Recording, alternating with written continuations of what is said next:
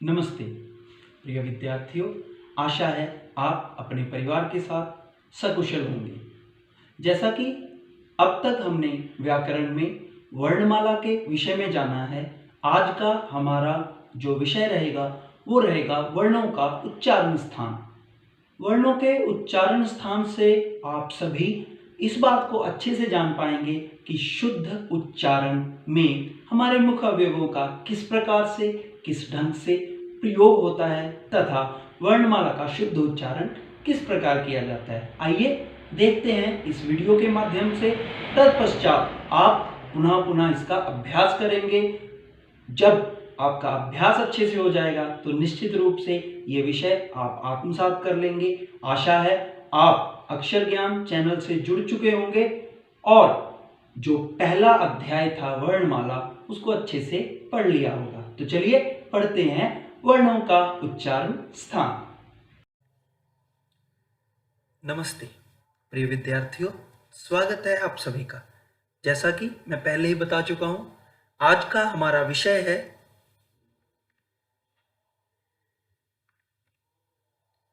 वर्णमाला उच्चारण स्थान। आज जो विषय हम पढ़ेंगे उसमें जो शिक्षण बिंदु रहने वाले हैं, जो मुख्य बातें रहने वाली हैं, वो है उच्चारण स्थानों की परिभाषा समझना, उच्चारण स्थानों की स्थिति का ज्ञान, वर्णमाला के उच्चारण स्थानों हेतु सूत्र। ये बहुत जरूरी है क्योंकि हमारे पास सिर्फ 5 सूत्र हैं और 5 सूत्रों से ही हम पूरी वर्णमाला के उच्चारण स्थानों को अच्छे से याद कर लेंगे। ये बहुत आसान है। अगला, सूत्रों के अनुसार विभिन्न वर्णों के उच्चारण स्थानों का ज्ञान, और फिर है आपका अभ्यास कार्य। चलिए शुरू करते हैं।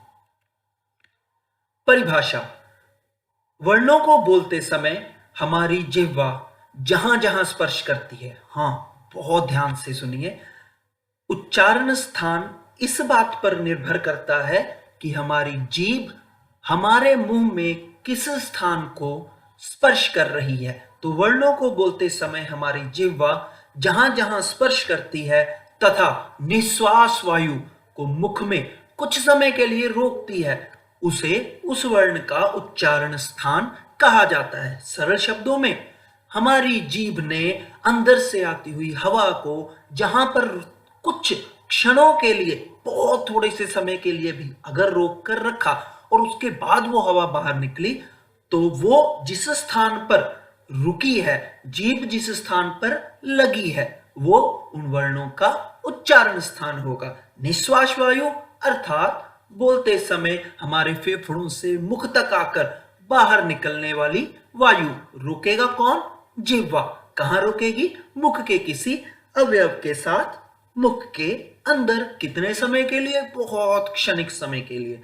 वर्णमाला के उच्चारण में मुख्य रूप से हमारी जीभ 6 स्थानों पर टकराती है। जी हां, हिंदी वर्णमाला के उच्चारण में मुख्य रूप से हमारी जीभ 6 स्थानों पर टकराती है। अतः हम सबसे पहले उन स्थानों के बारे में जानेंगे जिन स्थानों पर हमारी जीभ टकराती है। यह है उच्चारण स्थानों का चित्र। प्रिय विद्यार्थियों, अगर आप इस चित्र को समझ जाते हैं तो आपको वर्णों के उच्चारण स्थान का ज्ञान हो जाएगा।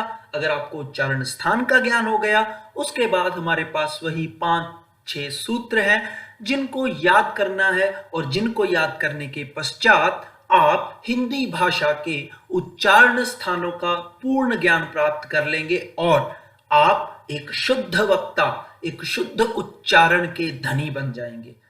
इसके लिए आपको करना क्या है? ये एक तरह से मैं ये कह सकता हूं, एक तरफ का एक मनुष्य के मुंह का चित्र है, जो कि एक साइड को मुंह करके खड़ा है। आपको चित्र समझ में आ ही गया होगा। इस चित्र में आपने देखना क्या है? मुख्य रूप से आपने क्या देखना है? ये नाक है, ये नासिका लिखा हुआ है, नासिका। ये भी एक उच्चारण स्थान है। जी हां, जब हम आगे करेंगे तो आपको पता चलेगा नासिका भी उच्चारण स्थान है। हालांकि इसमें कैसे इसका वर्णन करेंगे वो हम बाद में देखते हैं। तो आपने अभी क्या करना है? आपने मेरे साथ सबसे पहले, क्योंकि जीभ का ही, जिह्वा का ही मुख्य रूप से काम है अपनी अपना मुंह हल्का सा खोलना है। ये देखिए यहाँ पे ये मुंह खुला हुआ है, आप सभी देख रहे हैं ना। ऐसे ही आप एक बार हल्का सा मुंह खोलेंगे और अपनी जीभ को अपने ऊपर के ओष्ठ पे लगाएंगे। ओष्ठ, ओष्ठ, ये हो गया ओष्ठ। ओष्ठ के पीछे ऊपर की तरफ ही हमारे ऊपर वाले दांत। अपनी जीभ को थोड़ा सा पीछे लेके जाएंगे तो क्या स्पर्श हो रहा है? दांत। अब दांतों के बाद ऊपर की तरफ ही अपनी जीभ को मोड़ देना है, अर्थात दांत के साथ स्पर्श करते करते आपने इस स्थान पर पहुंचना है। जब आप धीरे धीरे दांत से अपनी जिह्वा को पीछे लेके जा रहे हैं तो यहां पर आपको एक उभरा हुआ स्थान मिलेगा।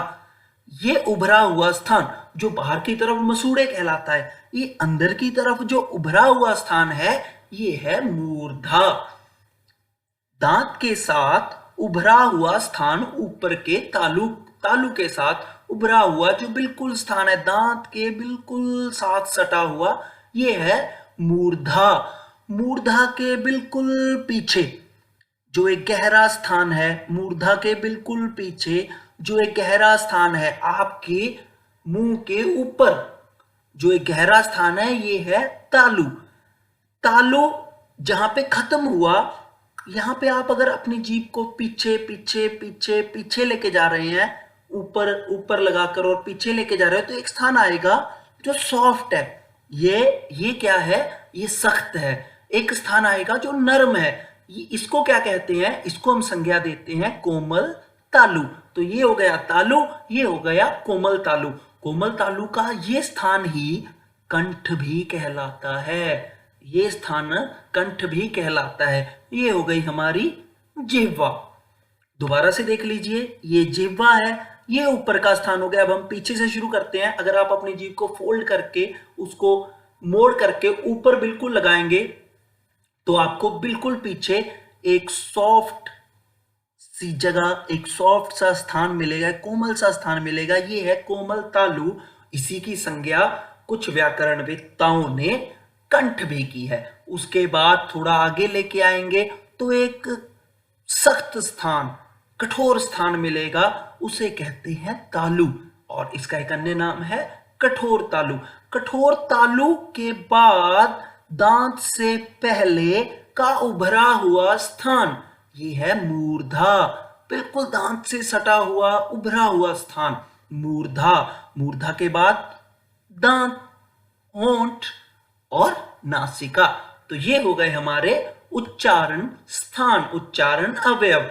क्योंकि हमने परिभाषा में किया है जिह्वा का किसी इनमें से किसी एक स्थान पर टकराना उस वर्ण का उच्चारण स्थान बन जाता है। मुख्य काम किसका है? जिह्वा का, और इनमें से किसी एक का। ये हमारा गला हो गया। ये जो स्थान है ये रिक्त स्थान है। ये जो आपको इसमें और इसके दोनों के बीच में दिख रहा है, अर्थात जिह्वा और ऊपर के इस तालु के बीच में दिख रहा है, ये रिक्त स्थान है। ये वायु का मार्ग है। इसी मार्ग को अवरुद्ध करती हुई हमारी जिह्वा तालु से टकराती है, मूर्धा से टकराती है, और कठोर तालु से या कोमल तालु के साथ लग जाती है, सट जाती है। तो यहां से आने वाली वायु कुछ समय के लिए क्या होती है? अवरुद्ध हो जाती है। वही उच्चारण स्थान है। निश्चित रूप से आप समझ ही भी गए होंगे। हम आगे चलते हैं। अगर आप नहीं भी समझे तो दोबारा इसको लगा के आप यहीं से देख सकते हैं। आगे है सूत्र, सबसे महत्वपूर्ण। बस ये 6 सूत्र हम लोगों ने याद करने हैं। जल्दी से फटाफट इन सूत्रों का उच्चारण करेंगे। अकुह विसर्जनीयानां कंठः। अकुह विसर्जनीयानां कंठः। इचु यशानां तालु। इचु यशानां तालु। ऋटुरसाणां मूर्धा। ऋटुरसाणां मूर्धा। ऋतुलसानां दन्ताः। ऋतुलसानां दन्ताः। ऊपूनां ओष्ठौ। ऊपूनां ओष्ठौ। य म ङ ण नानां नासिका च। य म ङ ण ना नाम नासिका च। आपने ये देखे हुए हैं, आपको ये पता है। बस इनको सूत्र के रूप में दे दिया है, तो शायद आपको लगे पता नहीं ये कितने मुश्किल है। ये मुश्किल नहीं है, आपने इसको लिख लेना है और लिख करके इसका दिन में 1 बार 2 बार आप अगर 2 से 3 दिन इसका इस तरह से अभ्यास करेंगे, अगर ये सोच के करेंगे याद करना है तब तो शायद 1 ही दिन, और अगर आप इसको ये सोचकर भी नहीं, सिर्फ अभ्यास के रूप में 2 से 3 दिन इनको जस्ट पढ़ते हैं, आप सिर्फ पढ़ ही देते हैं, तो आपको बड़ी आसानी से ये याद हो जाएंगे। कैसे? अकुह विसर्जनीया नाम कंठः, अकुह विसर्जनीया नाम कंठः, इचु यशानाम तालु ऋटु रसानाम मूर्धा, इचु यशानाम तालु ऋटु रसानाम मूर्धा, ऋतुलसानाम दन्तः, ऋतुलसानाम दन्तः, उपुनाम ओष्ठौ, उपुनाम ओष्ठौ, यमगणना यमगणना नाम नासिका, यमगणना नाम नासिका, यमगणना नाम नासिका। बहुत आसान, बस ये सूत्र आपने याद कर लेना है, इसको लिख लेना है, लिख करके इसका अभ्यास करना है, सभी वर्णों का ध्यान रखना है। इनमें से आपने ये देख रखा है कु अर्थात क ख ग घ घ, चु अर्थात च छ ज झ य, टु अर्थात ट ठ ड ढ ण, तु अर्थात त थ द ध न, पु अर्थात प फ ब भ म, और यमगणना पंचम वर्ण जो बिल्कुल हर एक वर्ग का 5वां अक्षर है। तो इसके अलावा आपने ये भी अभी पढ़ा, कंठ पढ़ा, तालु भी पढ़ा, मूर्धा भी पढ़ा, दंत भी पढ़ा, ओष्ठ भी पढ़ा और नासिका भी पढ़ा। हो सकता है आप इसको पढ़ते पढ़ते टच भी कर सकते हैं। कंठ, जिह्वा कहां जाएगी? कोमल तालु के पास, तालु उससे थोड़ी आगे, मूर्धा दांत और तालु के बीच का स्थान, दंतः ऊपर के दांतों का स्थान, ओष्ठौ ओष्ठ और नाक नासिका जिसको हम छू भी सकते हैं हाथ से ही। तो ये हो गए सूत्र, और अगर ये सूत्र आपको याद हो जाते हैं तो आपको ये विषय पूर्ण रूप से स्पष्ट हो जाएगा। आगे सूत्र 1, अब हम इन्हीं सूत्रों की व्याख्या करेंगे कि कैसे ये सूत्र याद करने से आपको उच्चारण स्थानों का पता चल जाएगा। तो देखते हैं, सबसे पहला सूत्र है अकुह विसर्जनीया नाम कंठः। तो अकार, अकार मतलब आ, अकार अर्थात आ, कु हमने अभी किया क वर्ग, क ख ग घ ग, पांचों वर्ण कु अर्थात क ख ग घ ग, और ह वर्ण और विसर्ज, विसर्ग कितने? आ क ख ग घ ग, ह और विसर्ग, अकार कवर्ग हकार और विसर्जनीय का उच्चारण स्थान कंठ है। देखिए आया था ना, कंठ क्या है? कंठ है। अकुह विसर्जनीय नाम कंठ, अकार कवर्ग हकार विसर्जनीय का उच्चारण स्थान कंठ है। बहुत आसान। आगे देखते हैं, ईचू यशानाम तालु, ई इकार ई, चु चवर्ग च छ ज झ य, यकार और श, इन सभी वर्णों का उच्चारण स्थान तालु है। इन सभी वर्णों का उच्चारण स्थान तालु है। तीसरा सूत्र, ऋतु रसानाम मूर्धा, ऋकार रि रि। मुझे पता है अगर आपने वो वीडियो देख ली है वर्ण की जो हमने बनाई थी, तो आप इसका शुद्ध उच्चारण करेंगे। इसका शुद्ध उच्चारण, क्योंकि ये स्वर है रि, तो ऋकार टवर्ग ट ठ ड ढ ण, ट ठ ड ढ ण, और इसके साथ ही ड़ और ढ भी जो द्वित्व व्यंजन वाले थे। रेफ अर्थात र को क्या बोला जाता है? रेफ। और श री ट ठ ड ढ ण र और श, इन सब का उच्चारण स्थान मूर्धा है। श श श श। देखो सबसे पहला जो शकार आया था वो बिल्कुल पीछे तालु, इसका मूर्धा। आगे लृतु लसानाम दंतः, लृ ये स्वर था जो कि वैदिक और लौकिक संस्कृत में प्रचलित था, परंतु हिंदी में इसका बहुत ज्यादा प्रयोग देखने को नहीं मिलता। ये प्राय लुप्त प्राय हो चुका है। संस्कृत में कहीं ना कहीं इसका प्रयोग हमें पौराणिक ग्रंथों, वैदिक साहित्य में और भी अन्य साहित्यों में देखने को मिल जाता है, इसलिए हम इस पे विचार ज्यादा नहीं करेंगे। तो लृ तु, तु अर्थात तथ दध न तवर्ग, ल वर्ण और स लृ तु लसानाम दंतः। तो ये सकार क्या है? दंत्य सकार, अर्थात जब जिह्वा कहां टच हो रही है?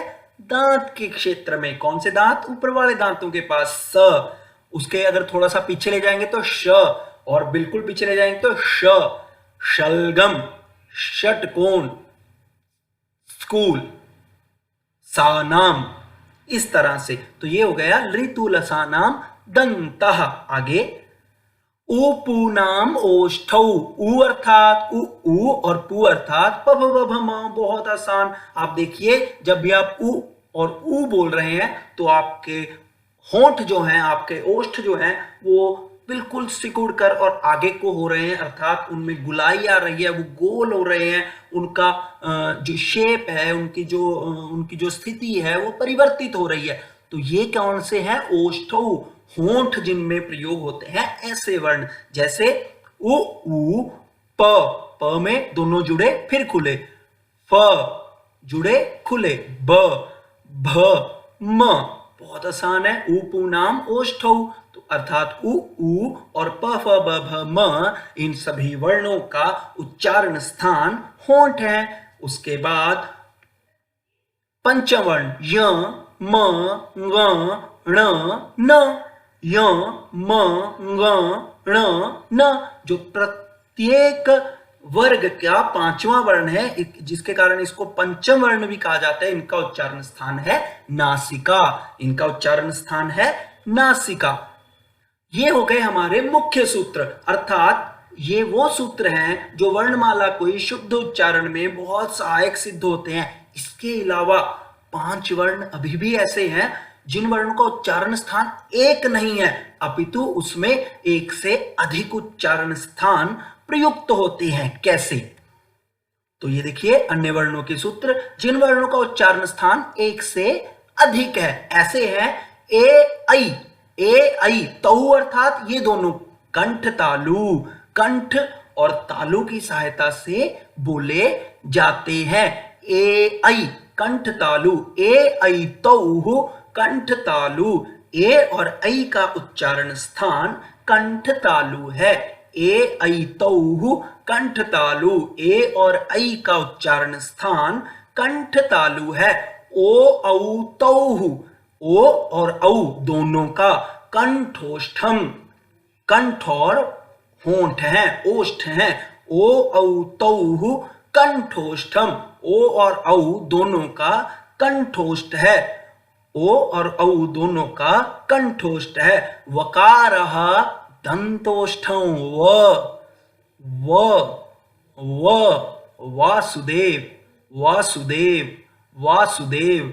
व का उच्चारण स्थान दंतोष्ठ है। आप देखेंगे नीचे का होंठ ऊपर के दांत के पास जाता है। अगर मैं बोलूं वासुदेव, वासुदेव, वासुदेव, वासुदेव, तो व का उच्चारण स्थान दंतोष्ठ है। व का उच्चारण स्थान दंतोष्ठ है। प्रिय विद्यार्थियों, आशा है आप इन स्लाइड्स को बहुत अच्छे से देखेंगे, बहुत अच्छे से सुनेंगे और उन 6 और 3 यहाँ के इन सूत्रों को याद कर लेंगे। जब आप इन सूत्रों को याद कर लेंगे तो आपको उच्चारण स्थान क्लियर हो जाएंगे, बहुत अच्छे से आप कर पाएंगे। इसके अलावा एक विशेष बात जो इस वीडियो के अंत में मैंने सोचा था मैं आपको बताऊंगा, वो है ये चित्र बनाया है हमारे सुरेंद्र सिंह जी, जो ड्राइंग के अध्यापक हैं। उनकी सहायता ली मैंने। वो बहुत हेल्पिंग हैंड है, उन्होंने बहुत अच्छे से इस चित्र का निर्माण किया। ये सब लिखने में मैंने थोड़ा सा उनको बताया, उन्होंने ये पूरा लिखा और ये चित्र हमें मिल गया। आप भी इस चित्र का निर्माण कर सकते हैं और अगर आप उनको ऐसे चित्र बनाकर भेजेंगे तो मुझे लगता है उनको बहुत खुशी हो गई। और इसी के साथ ये हमारा चैनल है जिसके माध्यम से, जिसके द्वारा हम जुड़े हुए हैं, वो है अक्षर ज्ञान। अक्षर ज्ञान को भी आप जब तक खासकर विद्यालय में नहीं आ जाते, जब तक हम प्रत्यक्ष रूप से एक दूसरे से नहीं मिलते, तब तक आप इसके माध्यम से, या आप और मैं इसके माध्यम से जुड़े रहेंगे। तो आप जब तक हम नहीं मिल रहे, आप इसको जुड़ जाइए इसके साथ, ताकि मैं जो भी कुछ डालूं या आप भी जो भी कुछ मुझे फीडबैक देना चाहें वो आप इस पे दें और हम और आगे से और अच्छे से इसको कर सकें। एक बार अंत में फिर से हम करेंगे सूत्रों का उच्चारण। अकुह विसर्जनीयानां कंठः, ईचुयशानां तालु, ऋटुरसानां मूर्धा, ऋतुलसानां दन्ताः, ऊपूनां ओष्ठौ, यमगणनानां नासिका, यमगणनानां नासिका, ऐतौः कंठतालु, ऐतौः कंठतालुः, औतौः कंठोष्ठम, वकारः दंतोष्ठम। धन्यवाद। आप सबका जीवन खुशियों से भरा रहे। बहुत बहुत धन्यवाद।